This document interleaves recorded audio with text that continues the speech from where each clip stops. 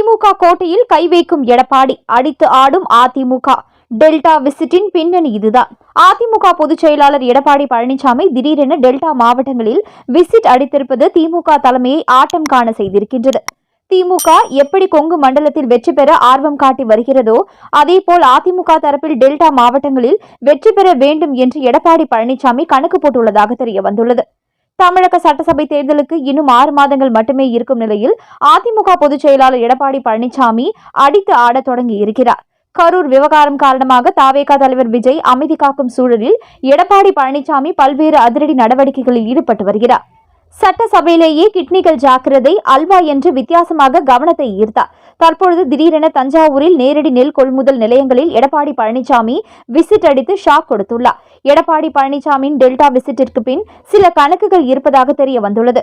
எப்படி 2021 சட்டசபை தேர்தலின் பொழுது கொங்கு மண்டலத்தில் திமுக வாஷ் அவுட் என்று சொல்லும் அளவிற்கு தான் செயல்பட்டது. கொங்கு மண்டலத்தை அதிமுகவின் கோட்டையாக எடப்பாடி பழனிசாமி மாற்றினார். ஆனால் இந்த நேரத்தில் கொங்கு மண்டலத்தில் குறிப்பிடத்தகுந்த வெற்றியை பெற வேண்டும் என்பதில் முதல்வர் ஸ்டாலின் குறியாக இருக்கிறார். அதற்காகவே செந்தில் பாலாஜி தலைமையில் திமுக பல்வேறு நடவடிக்கைகளில் ஈடுபட்டு வருகிறது. கோவை, ஈரோடு, திருப்பூர், சேலம் மாவட்டங்களில் பாதி தொகுதியை வென்றாலே அது திமுகவிற்கு மிகப்பெரிய சாதகத்தை உருவாக்கும் என்று திமுக தலைமை கணக்கு போட்டது. அதே ஸ்டைலில் திமுகவின் கோட்டையான டெல்டா மாவட்டங்களில் எடப்பாடி பழனிசாமி சில கணக்குகளை போட்டிருக்கிறார். சில வாரங்களுக்கு முன் எடப்பாடி பழனிசாமியின் கைகளுக்கு வியூக வகுப்பாளர்கள் சில டேட்டாவை கொடுத்துள்ளனர். அந்த டேட்டாவில் கடந்த சட்டசபை தேர்தலின் பொழுது டெல்டா மாவட்டங்களில் குறைந்த எண்ணிக்கையிலான வாக்குகள் வித்தியாசத்தில் அதிமுக வெற்றி வாய்ப்பை பறிகொடுத்து தொகுதி தொடர்பான தகவல்கள் இருந்துள்ளன. இதனால் டெல்டா மாவட்டங்களில் கூடுதல் கவனம் செலுத்த எடப்பாடி பழனிசாமி முடிவெடுத்துள்ளார். கடந்த தேர்தலில் டெல்டா மாவட்டங்களில் இருந்து அதிமுக 3 தொகுதிகளில் மட்டுமே வென்றிருந்தது.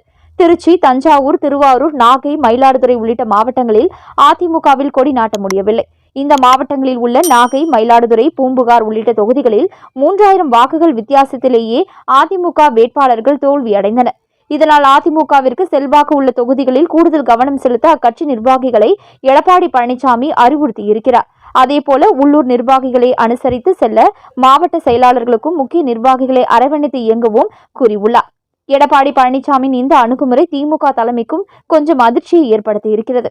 மேலும் இதுபோன்ற அரசியல் நிகழ்வுகளை உடனுக்குடன் நீங்க தெரிஞ்சுக்கணும் நியூஸ் இன்ஃபோ தமிழ் சேனலை சப்ஸ்கிரைப் பண்ணிக்கோங்க. உடனுக்குடன் அப்டேட்ஸ்க்கு பக்கத்தில் இருக்கக்கூடிய பெல் பட்டனையும் கிளிக் பண்ணிக்கோங்க.